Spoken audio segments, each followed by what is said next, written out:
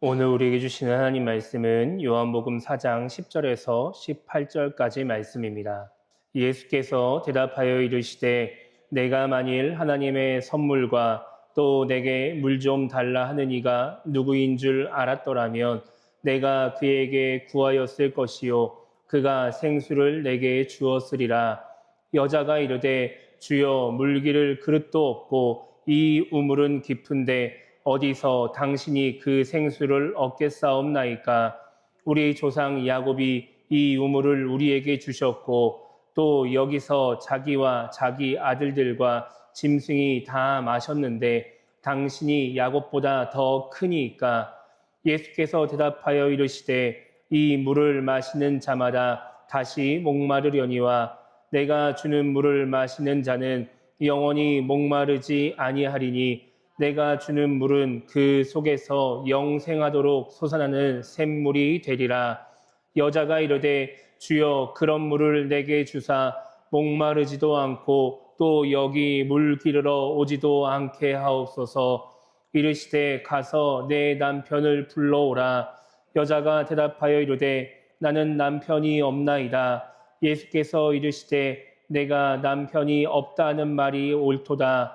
너에게 남편 5이 있었고 지금 있는 자도 내 남편이 아니니 내 말이 참되도다. 아멘. 우리는 지난주에 요한복음 4장 1절부터 10절까지 말씀을 통해서 예수님이 어떤 분이신지를 함께 생각해 봤습니다. 우리는 예수님을 이제 우리 인간의 관점에서 이해할 때가 있습니다. 그래서 우리처럼 예수님도 뭔가 좋은 사람, 또 함께 할 만한 사람, 또 은혜를 베풀 만한 사람과 함께 하시고 또 그런 사람들에게만 은혜를 베풀어 주신다고 생각할 때가 있습니다. 그러나 성경에 나오는 예수님은 당시 사람들이 함께하기 싫어하고 무시하는 사람들과 함께 하셨음을 기록하고 있습니다. 그래서 사마리아 여인과도 대화를 하시게 되는 것입니다. 그래서 우리는 우리의 연약한 모습, 또 부족한 모습을 보면서 예수님과 함께하는 것을 주저하는 것이 아니라 내 모습 그대로 예수님께 나아가려고 해야 합니다. 그러면 우리가 어떤 모습이라 할지라도 예수님이 함께하심을 경험하며 하나님의 은혜 가운데 살아가게 된다라는 것입니다. 이것을 우리가 지난주에 함께 생각해 보았습니다. 오늘 이제 우리가 읽은 말씀은 이제 계속해서 예수님과 사마리아 여인의 대화를 기록을 하고 있습니다. 지난주에도 우리가 이제 살펴봤었던 10절 말씀에서 예수님은 사마리아 여자에게 이렇게 말씀을 하십니다.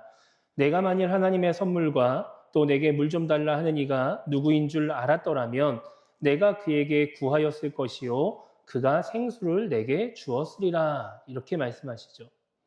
사마리아 여자는 이제 예수님이 어떤 분이신지 몰랐기 때문에 유대인인 예수님이 왜 자신에게 말을 거는지 이해하지 못했습니다.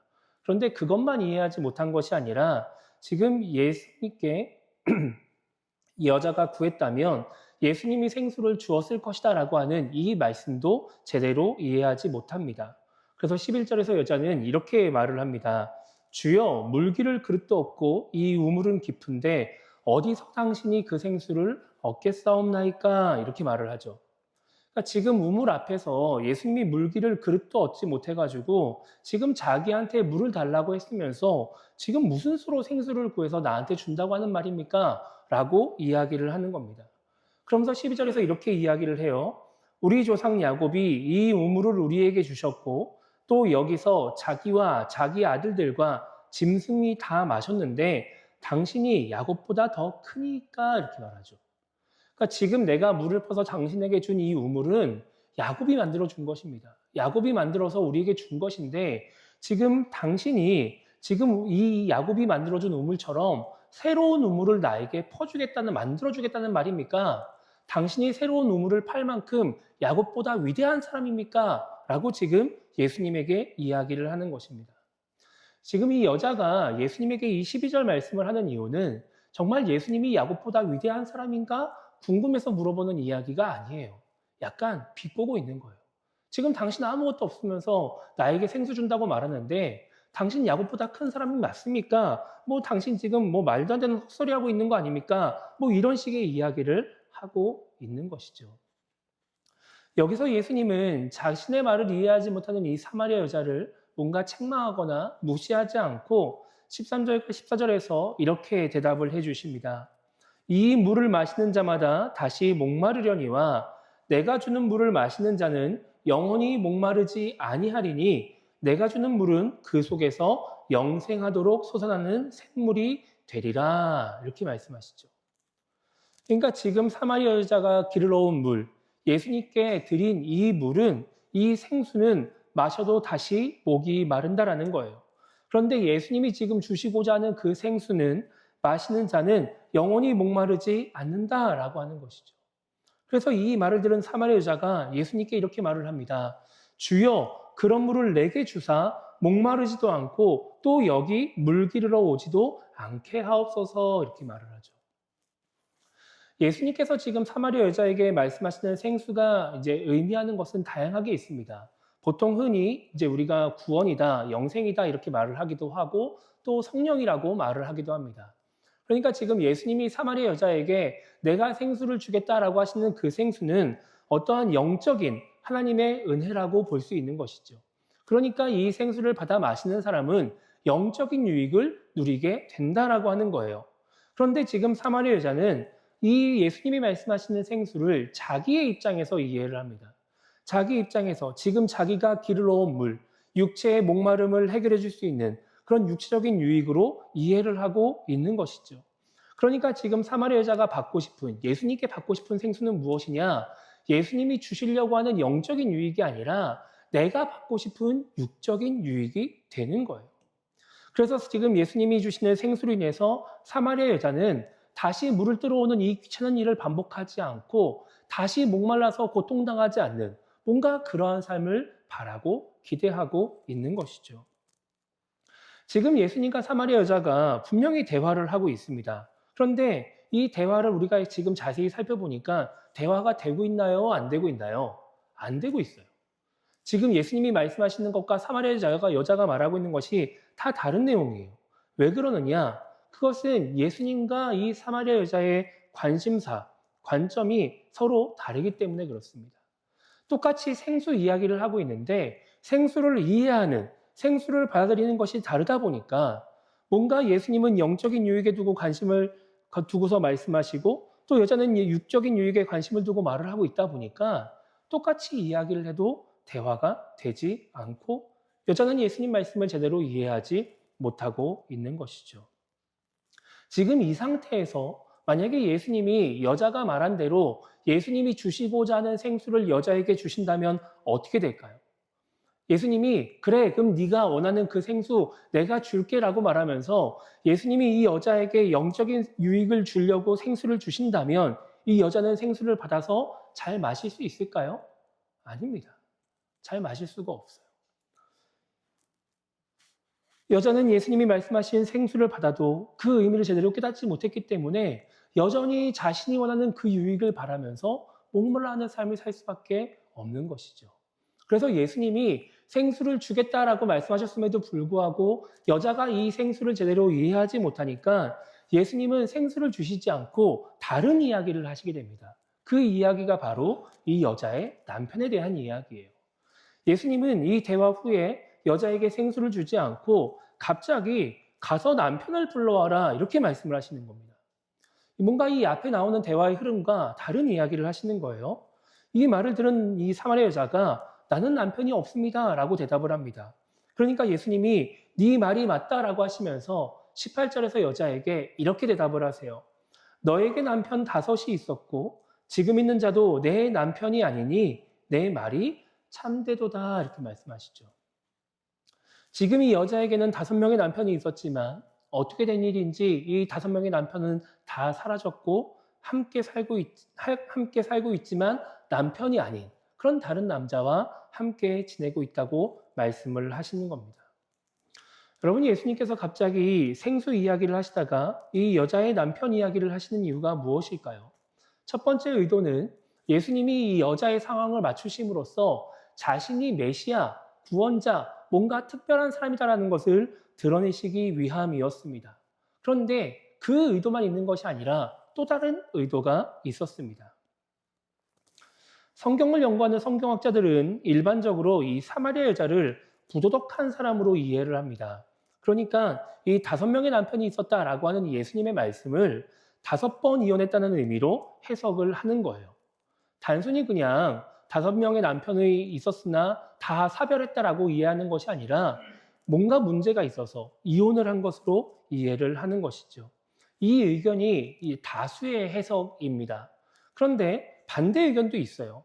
이 당시의 사회를 생각해 보면 여자가 어떻게 5번씩이나 이혼을 할 수 있냐라고 하는 거죠. 이 당시 뭔가 사회는 되게 폐쇄적인 사회였고 뭔가 이렇게 공동체끼리 모여 살고 있는 사회였기 때문에 한 여자가 5번씩이나 이혼을 하고 결혼을 할 수 있느냐? 그런 사회에서 이 여자가 어떻게 살아갈 수 있느냐라고 하는 거예요. 그래서 반대쪽에서 해석하는 입장은 어떻게 해석하냐면은 이 당시에 뭔가 수혼법이라고 하는 계대 결혼이라고 하는 법에 이 여자가 희생자일 수 있다라고 해석하기도 합니다. 그러니까 처음에 남편과 결혼을 했어요. 근데 이 남편이 자녀를 낳지 않고 죽은 거예요. 그러면 이 당시 율법에 따라서 어떻게 하죠? 동생이 남편이 되어주는 것이죠. 근데 이 동생도 자녀를 낳지 못하고 죽는 거예요. 그렇게 하다 보니까 5번째 남편까지 맞이를 하게 되었는데 결국 자녀를 낳지 못해서 이 여자는 결혼을 하지 못하고 그냥 다른 남자와 함께 살고 있을 것이다. 이렇게 해석하는 경우들도 있습니다. 어떤 해석이든지 상관없이 성경에 분명하게 이 여자가 왜 5명의 남편과 함께 살았는지를 언급하고 있지 않기 때문에 우리는 이것을 그냥 추측할 수밖에 없습니다. 그래서 오늘 이 말씀, 이 남편에 대한 말씀을 읽을 때 우리는 어떻게 이 사마리아 여자가 5명이나 되는 남편을 두었는지를 생각하기보다 이 5명이라는 남편의 존재가 이 여자에게 어떤 의미인지를 우리는 먼저 생각해 봐야 하는 것입니다. 그래서 예수님도 이 여자에게 너에게 5명의 남편이 있었다라고 말씀은 하시지만 왜 그 5명의 남편이 있었는지는 언급하지 않으시는 것이죠. 이 남편이 갖고 있는 의미가 중요하기 때문에 그렇습니다. 우리가 수요일에 이제 그 디모데전서를 살펴보면서 종종 언급을 했었지만 이 시대의 남편이라고 하는 존재는 단순히 그냥 여자에게 남편이 있다, 함께 살 수 있는 사람이 있다, 이런 정도의 존재가 아니었습니다. 여자에게 있어서 남편은 곧 경제력이었고 자신의 자부심이었고 자신의 권력이기도 하고 자신의 힘이기도 했어요. 그러니까 여자에게 있어서 남편이라고 하는 존재는 나의 육체적인 유익을 채워줄 수 있는 존재, 나의 육체적인 유익을 뭔가 나에게 육체적인 유익을 가져다 줄 수 있는 그런 존재였다라고 하는 것이죠. 그런데 이 여자에게 그런 남편이 5명이나 있었다라고 하는 거예요. 그것이 이혼 때문인지 사별 때문인지 어떤 이유인지는 알 수 없지만 뭔가 남편을 잃어서 자신의 육체적인 유익을 채워줄 수 있는 존재가 사라졌을 때 계속해서 그 육체적인 유익을 채워줄 수 있는 그런 남편이 계속해서 이 여자에게 생겼었다라고 하는 것이죠. 다른 사람은 1명, 2명 가질 수 있는 이 남편을 5번이나 계속해서 육체적인 유익을 채워줄 수 있는 존재를 이 여자는 만나게 되었다라고 하는 겁니다. 그런데 문제는 그렇게 계속해서 육체적인 유익을 채워줄 수 있는 남편을 만났음에도 불구하고 이 여자의 육체적인 유익이 채워지지 않았다라고 하는 거예요. 남편을 계속해서 만났음에도 불구하고 5번이나 결혼을 했음에도 불구하고 이 여자는 더 이상 육체적인 유익을 채우지 못해서 그 다음에 만난 6번째 남자하고는 결혼을 하지 않습니다. 부부의 연을 맺지 않는 거예요. 왜 사마리아 여자는 이 6번째 남자와는 결혼을 하지 않았을까요? 어차피 결혼을 해서 남편이라는 존재로 내 옆에 있어도 더 이상 나의 육체적인 유익을 채울 수가 없다라고 생각했기 때문은 아닐까요? 예수님께서 지금 이 여자에게 너의 남편을 데리고 와라 라고 말씀하시면서 너에게 5명의 남편이 있었다라고 말씀하시는 그 이유는 사마리아 여자에게 지금 너가 처한 현실을 깨달아라. 지금 이 사실을 깨달아라 라고 말씀을 하고 계시는 겁니다. 예수님을 만나고도 여전히 육체적인 유익을 가져다 줄 그 생수를 구하고 있는 이 여자의 현실. 5명의 남편을 두었음에도 불구하고 육체적인 유익이 채워지지 않았음을 경험했음에도 불구하고 여전히 나를 목마르지 않게 해주십시오. 나를 이 생수를 들어오지 않게 해주십시오. 라고 말하고 있는 이 여자의 현실을 바라보게 하시는 것이죠. 여전히 그 육체적인 유익을 채우지 못하고 있음에도 불구하고 또 그것을 채우고 싶어서 계속해서 예수님께 구하고 있는 이 여자의 모습을 예수님이 돌아보기를 원하고 계시는 겁니다. 그래서 예수님은 이 육체적인 유익을 채우고 싶어하는 여자를 향해서 육체적인 유익을 주시는 것이 아니라 영적인 유익을 주려고 하시는 겁니다. 다시 생수를 받아서 육체적인 유익을 지금 채운다 할지라도 또다시 갈증이 시작되어서 다시 고통 가운데 거할 수 있기 때문에 영원히 목마르지 않을 그 영적인 유익을 받아서 누리기 원하고 계시는 것이죠. 예수님이 오늘 사마리아 여자에게 주시려고 하는 그 생수를 지금 우리에게도 주고 싶어 하십니다.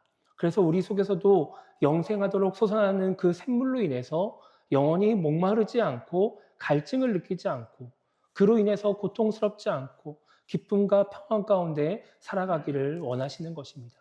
이것이 하나님이 우리 모든 신앙인들에게 주시고자 하는 은혜인 거예요. 그런데 많은 신앙인들이 예수님이 주시고자 하는 이 생수를 통해서 영적인 유익을 누리려고 하기보다 자꾸 이 사마리아 여자처럼 육적인 유익을 더 얻고 싶어 하는 것입니다. 신앙생활을 하면서 내 삶 가운데 역사하시는 그 하나님의 놀라운 능력을 경험하고 또 계속해서 그 능력을 통해서 내 삶이 변화되기를 바라고 내 삶이 더 나아지기를 바라고 내 삶이 더 윤택해지기를 바라면서 신앙생활을 하는 것이죠. 더 많은 육적인 유익을 위해서 예배하고 기도하고 헌신하고 있는 거예요. 그렇게 우리가 육적인 유익을 바라면서 신앙생활해서 하나님이 우리에게 유익을 주셔서 그 육체적인 유익을 채우고 나면 그러면 문제가 다 끝날까요? 그럼 우리는 평안하게 살 수 있을까요? 더 이상 목마름을 느끼지 않고 살아갈 수 있을까요? 그렇지 않습니다. 그렇지 않아요. 여러분, 가정의 달이니까 가정을 놓고 한번 생각해 볼게요. 여러분, 남자와 여자가 결혼을 합니다. 결혼해서 자녀를 낳았습니다. 자녀를 낳아서 어린아이 시절에는 대부분 자녀를 위해서 어떤 걸 놓고 기도하죠? 아이의 건강을 위해서 보통 기도합니다. 그냥 건강하게만 잘 자라라. 이렇게 그냥 바라면서 기도하는 거예요. 잘 먹고, 잘 자고, 뭐 웃고 즐겁게 살면 되는 것이죠. 그러다가 이제 아이가 커서 이제 학업을 진행할 나이가 됩니다. 그럼 그때는 뭘로 기도하나요? 아이에게 지혜를 달라고, 아이가 학업을 잘 해나갈 수 있게 달라고 기도를 하게 되는 것이죠. 그렇게 아이가 학창시절을 잘 보내가지고 고등학교 3학년이 됐습니다. 아, 그동안 아이가 건강하게 또 학업을 잘 치러서 이 시간까지 왔으니까 아, 이제 달이 울었다. 이렇게 생각하나요? 아닙니다. 그때 뭘 놓고 기도하죠? 대학 입시를 위해서 놓고 기도하죠. 그렇게 아이가 고3을 잘 보내서 대학에 들어갑니다. 그럼 끝인가요? 아닙니다. 그 다음에 뭘 놓고 기도하죠? 대학 잘 졸업하고 그리고 그 다음에 잘 살기를 바라면서 기도하죠. 그렇게 대학을 잘 졸업하면 끝입니까? 아니죠. 그 다음에 뭘 놓고 기도하시죠? 취업을 놓고 기도합니다. 그렇게 회사에 취업하면 끝인가요? 아니에요. 그 다음에 뭘 놓고 기도해요? 결혼을 놓고 기도해요. 그럼 그렇게 결혼을 합니다. 그럼 끝이에요? 아니에요. 그 다음에 뭐 놓고 기도하죠? 자식을 달라고 기도하죠. 그렇게 해서 내 자녀가 장성해서 취업도 잘하고 결혼도 해서 아이도 낳았습니다. 그럼 끝인가요? 아니잖아요. 다시 처음으로 돌아가죠. 내 자녀에 대해서 손주로 기도 제목이 바뀌어서 다시 처음부터 손주가 건강하게 자라고 학업을 잘하고 좋은 대학을 가고 취업을 잘하고 결혼을 하고 애도 잘 낳고 행복하게 살기를 바라면서 기도합니다. 기도가 끝나지 않아요. 우리의 바람이 끝나지 않아요. 우리의 육체적인 유익에 대한 목마름이 끝나지 않는 겁니다. 여러분, 우리가 삶 속에서 어려움이 닥쳐와서 하나님의 은혜를 구할 때가 있습니다. 하나님의 은혜가 우리에게 주어져서 문제가 해결돼요. 그 문제가 해결되고 나면 내 인생이 평안하고 기쁨이 가득할 것 같지만 우리의 인생이 그런가요? 그렇지 않습니다. 파도가 한번 몰아쳐서 지나가고 나면 또 그 다음에 파도가 나에게 다가오게 되어 있어요. 우리에게 있어서 육체적인 유익이라고 하는 것은 그냥 계속해서 반복되는 문제다라고 하는 것이죠. 지금 잠깐 물을 마셔서 목마름이 해결될 수 있고 갈증이 해결될 수 있고 아, 지금은 행복하다, 문제가 없다라고 말할 수 있지만 또다시 육체적인 목마름은 우리에게 찾아오게 되는 것입니다. 그러면 우리는 언제 목마름을 해결하고 평안을 누릴 수 있을까요? 우리는 언제 감사와 기쁨 가운데 살아갈 수 있을까요? 그렇게 우리가 육체적인 유익을 구하고 살아가면 우리에게 있어서 목마름은 절대 사라지지 않게 되는 겁니다. 엄청난 능력을 가지신 하나님이 내 삶을 도와주시고 아무리 영적인 유익을 줄 수 있는 예수님이 나와 함께 하신다 하더라도 우리의 마음속에 평안과 기쁨은 자리 잡지 못하는 것이죠. 여러분, 여전히 예수님을 믿어도 하나님의 은혜를 경험해도 평안과 기쁨을 누리지 못한 채 여전히 목마름 가운데 살아가는 신앙인들이 많이 있습니다. 왜 그럴까요? 사마리아 여자처럼 육적인 유익만을 구하기 때문은 아닐까요? 사마리아 여자처럼 5명의 남편을 두고도 채우지 못했으면서 여전히 포기하지 못한 채 육적인 유익을 채우고 싶어서 갈망하고 있기 때문은 아닐까요? 우리가 영적인 유익을 구하지 않고 구하며 살아가지 않으면 우리 속에 아무리 영생하도록 샘솟는 샘물이 있어도 우리는 그 생수를 마시지 못하고 목마름을 해결할 수 없습니다. 우리 안에 목마름을 해소할 수 있는 생수가 있는데 언제까지 다른 것을 바라보면서 우리가 목말라야 될까요? 우리에게 그 영적인 생수를 주신 예수님이 우리를 보시면 얼마나 답답해하고 안타까워 하실까요? 우리가 지금 무엇을 바라보고 있는지, 우리가 지금 무엇을 구하고 있는지 우리가 생각해 봐야 하는 것입니다. 요한일서 2장 15절부터 17절까지 말씀에는 이런 말씀이 기록되어 있습니다. 제가 새번역 성경으로 차근차근 읽어드리도록 하겠습니다. 여러분은 세상이나 세상에 있는 것들을 사랑하지 마십시오. 누가 세상을 사랑하면 그 사람 속에는 하늘 아버지에 대한 사랑이 없습니다. 세상에 있는 모든 것, 곧 육체의 욕망과 눈의 욕망과 세상 살림에 대한 자랑은 모두 하늘 아버지에게서 온 것이 아니라 세상에서 온 것이기 때문입니다. 이 세상도 사라지고 이 세상의 욕망도 사라지지만 하나님의 뜻을 행하는 사람은 영원히 남습니다. 이렇게 기록되어 있습니다. 우리 모두가 사라져 버릴 것, 없어져 버릴 것을 사랑하는 것이 아니라 그래서 계속해서 목마름을 느끼는 그런 인생이 되는 것이 아니라 영적인 유익을 사랑함으로 말미암아 우리 안에 영생하도록 솟아나는 그 샘물로 인해 목마름을 느끼지 않고 어떤 상황과 환경 가운데 있다 할지라도 기쁨과 평안과 감사가 넘치는 그 은혜 가운데 살아가는 우리 모두가 되기를 주님의 이름으로 축복합니다.